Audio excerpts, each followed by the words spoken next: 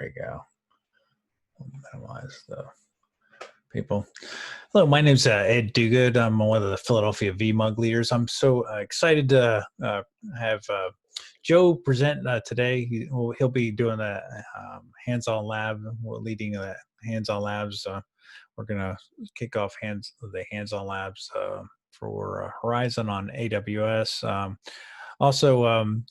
We have different ways to get it plugged into the Philadelphia VMUG. I don't know if you've been on that community page. I know most of you probably have obviously have an account to log into the community page. That's how you register. But you can also go into the community page and post questions or post content or whatnot as well. So just wanted to touch base with you and about that. And we're trying to get a little bit more involved in this Corona season. Doing virtual events. We just had the UserCon, the first virtual UserCon for Philadelphia.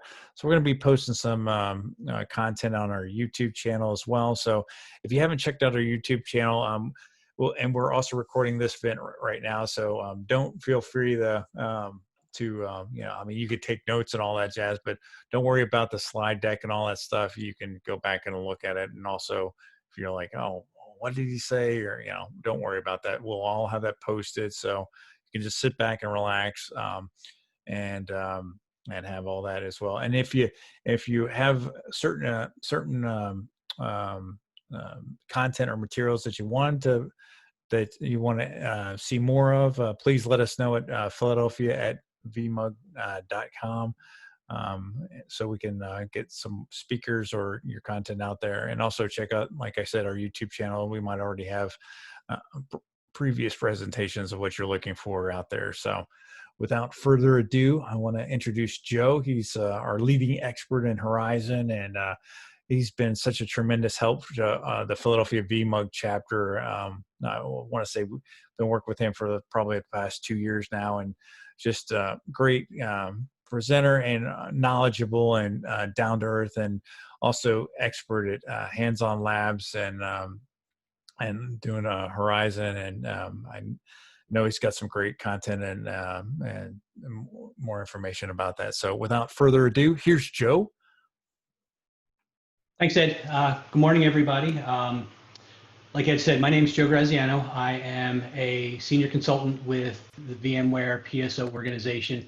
I'll talk a little bit more about myself, definitely not in detail. So can everybody see my screen? I think everyone can. Ed and I made sure that before we started. I'm sure you're all at your computers at home or at the office ready to dig into some hands-on labs. And it's going to be in every one of these slides. So if you see at the top of the screen, go ahead and start getting logged in to the VMware Learning Platform. That's the hands-on lab 2052-01-ISM. That's the Horizon 7 on AWS that we're targeting for today, but by no means does that mean you can't look at some other labs as well. And in fact, there's some new vSphere 7 labs that I'm going to link to at the end of this presentation.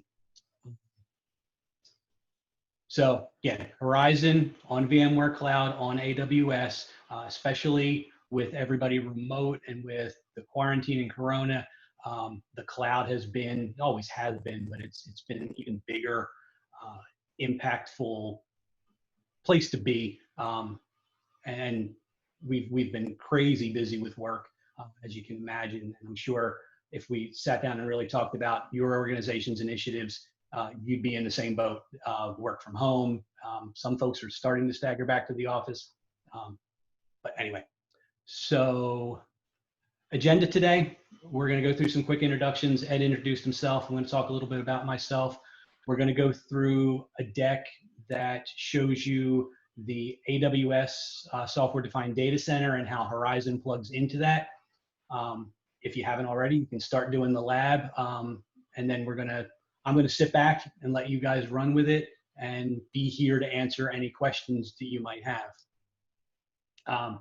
Ordinarily, we would do this in an office setting, in a conference room. You would have some proctors, leading the workshop. For today, it's me. I'm your one-stop shop. to talk about what I do at VMware, I'm in the professional services group. So your organization would bring us on board to help you with Horizon upgrades for Horizon installs, greenfield, brownfield.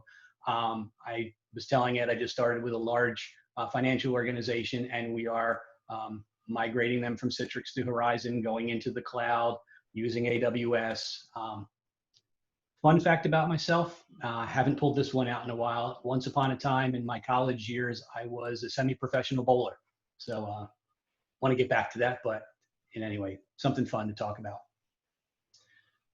All right, so without further ado, Horizon 7 with VMware Cloud on AWS. This is just an overview. I'm going to try to talk a little bit slower because I feel myself going fast. And if you can, just put your questions in chat or hold them to the end. This won't take long. So the software-defined data center, VMware Cloud on AWS.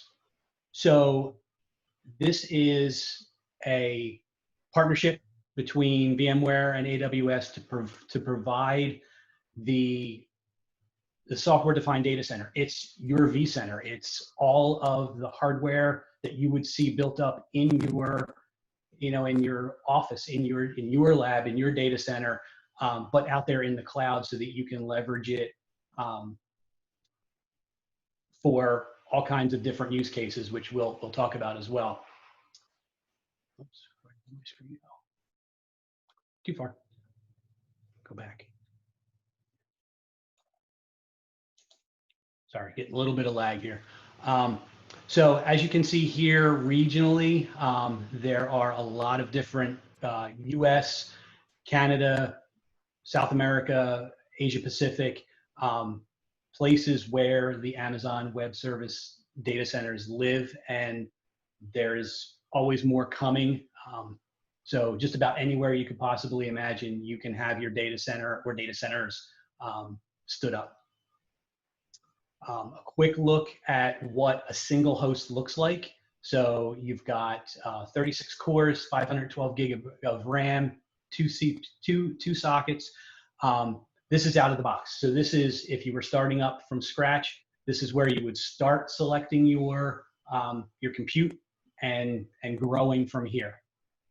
So from the compute, you then also have all-flash vSAN.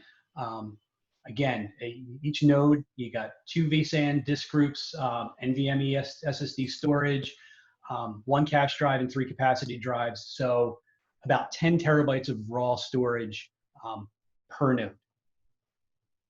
And as well with network connectivity, you've got 25 gigabit network connectivity per host into S3 and EC2 environments. So again, scaling. You can create multiple data centers. There's no practical limit to how many you can have. Multiple clusters, however, up to 10 clusters per SDDC, and each cluster can have about 32 hosts. vCenter. This is probably the biggest win out there in the cloud environment. You basically get to see your vCenter. It's not a different pane of glass. It's not a different screen. It's what you grew up on. It's what you've used in your day-to-day in your local environment as well. So it's familiar, and that's one of the driving factors for making sure this looks this way. Cluster configuration, like I said, you can pick a single host, you can keep growing them, and it's automatic. So as you grow, you realize you need more capacity, a host is added. When the host gets added, all these things happen in the background. The management network, the vMotion network, vSAN, logical, it all gets created as part of the existing cluster with all the rules and stipulations that you already have in place. And then the vSAN data store capacity increases because you've added another host to the environment. So that 10 terabytes, give or take, adds in, and it just continues to grow. If you've used link mode in your local vCenters, same thing here. You have a hybrid link mode where you can see your different clusters, again, in vCenter, all in a single pane of glass. in the Amazon SDDC. And what does that look like? So here's your region, whether it be North America, South America, you have your availability zone, and by default, your first SDDC comes up in that availability zone. As you deploy multiples, those can be put into different availability zones. So you can have it via fault tolerance, business continuity, global load balancing, and as a result, you can stretch across those availability zones as well. So your workload resource pool can be in multiple zones.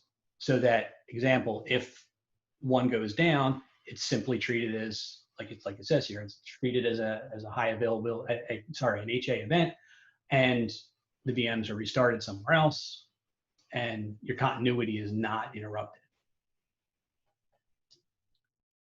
So how does Horizon 7 fit with this? Because obviously, if you are building a data center, if you have an SDDC, you can do everything you want right up in there. Well, you can do multiple things. You have data center expansion capabilities. So several customers I worked with recently, what they had is they had Horizon 7 on-prem, and they needed to have a cloud presence. They wanted users to be able to work remotely. They needed to burst because they needed extra capacity. So they stood up an SDDC. You can use Horizon's Cloud Pod architecture, which is in the lab, to join the two vCenters together. Application locality, again, depending on where your apps live, for access globally, disaster recovery, business continuity, again, huge one. You have an on-prem, now you have an SDDC cloud, and you can fail over and you can have high availability. Bursting, like I said, temporary desktop and app capacity. You needed more folks in, you can burst. And then probably the easiest and simple to do with the sales team, a proof of concept. So you can get to see Horizon 7 in the Amazon cloud. Worth noting, there is a difference. It's not desktop as a service anymore. It's infrastructure as a service. So basically, you're no longer provisioning things out there and just connecting to desktops. You have a fully functioning data center in the Amazon space. So it's something worth noting. And then, like I said, cloud pod architecture. So you have your on-prem data center, or if you have multiple SDDCs, you can have one SDDC in the States, one SDDC in Asia Pacific. Using cloud pod architecture, you can federate the two together, and then you can use either home site or localities or different settings to say, okay, this user is now in Asia Pacific. Get them their desktop from that SDDC. And then currently, the supported features with Horizon 7, you've got full and instant clones. I don't mention linked clones here because it is being deprecated. So app volumes, dynamic environment manager, identity manager, unified access gateways, load balancing, and NSXT is actually embedded in this SDDC as well. So yeah, a lot of really neat new functionality in there, and more to even come.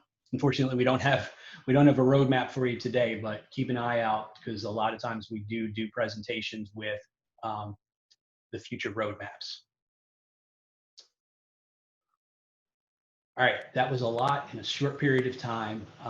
Does anybody have questions, whether it be with what we presented, with the labs?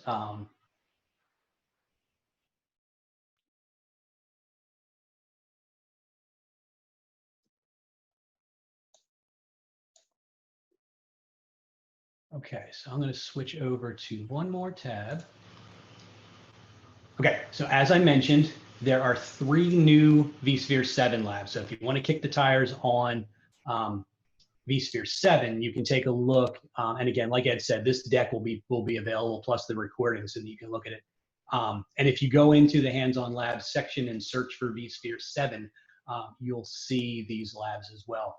So the what's new, it talks about all the new features, lifecycle management, security, even vSphere with Kubernetes.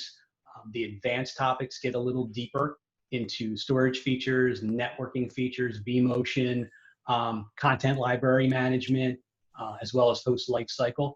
And then security getting started talks about automating enhanced security, virtual certificate or vSphere certificate management, TPM2 machine encryption, identity federation, and VBS for VMs and secure boot.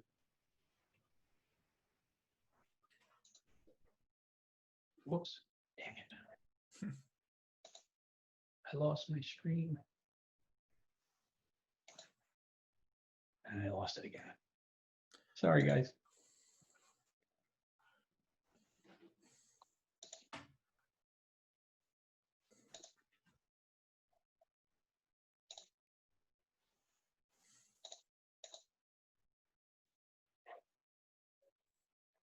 All right, well, we're having a little technical difficulties on the slides. Hang on one second.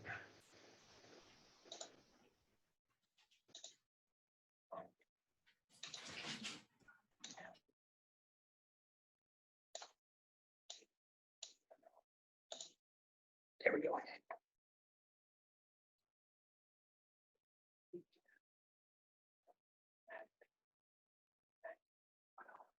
All right, and actually, last but not least, I did want to talk about,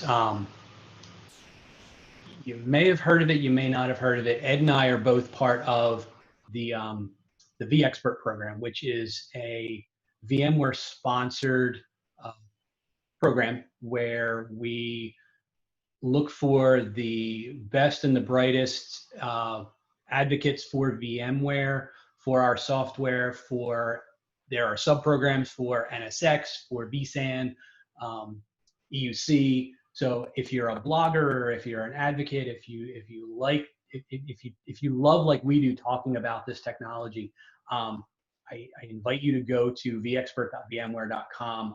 This year I was nominated to be one of the pros, which means I'm responsible for and helping to advocate for folks like you to join the program, especially here in the tri-state area, since this is where I was born and raised. So if you have questions about that too, my email address is in the slides. Reach out to me, jgraziano@vmware.com. I'd love to talk to you. Absolutely. All right, so for now, I'm going to be quiet. I'm going to let you guys go through your labs. If you have questions, if you're having trouble, let me know. We can turn screen sharing over to anybody who wants to, and we'll go from there.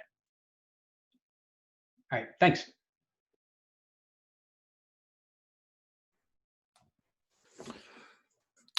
And also at any time, you can unmute yourself and ask a question, or you can post in the chat. We'll be looking at for questions in the chat as well. So.